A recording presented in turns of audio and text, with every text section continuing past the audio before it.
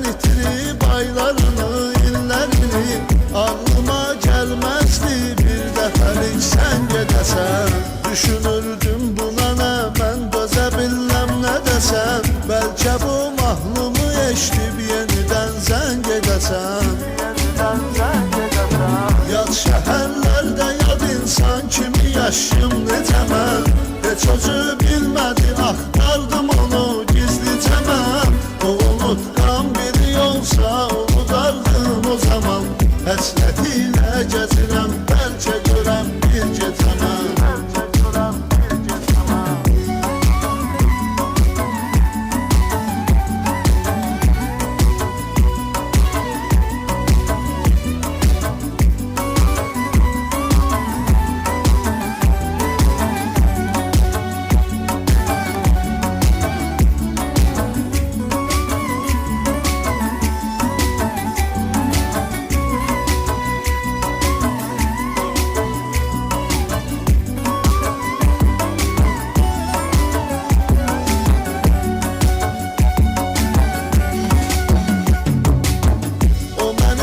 Sevə bilsə biləcək sevgi nədir.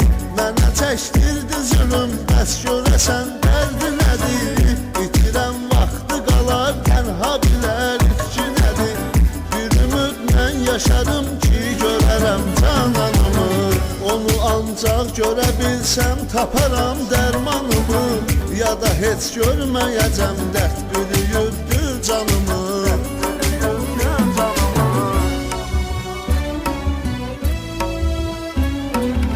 Yad şəhərlərdə yad insan kimi yaşım necə mən. Heç özü bilmədi, axtardım onu gizlicə mən.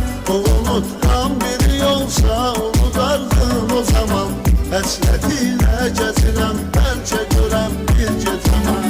Yad şəhərlərdə yad insan kimi yaşım necə mən. Heç özü bilmədi, axtardım onu gizlicə mən. O unutqan biri olsa unudardım o zaman. Həsrətilə gəzirəm, bəlkə görəm bir gecə mən. Yad şəhərlərdə yad insan kimi yaşım necə mən. Heç özü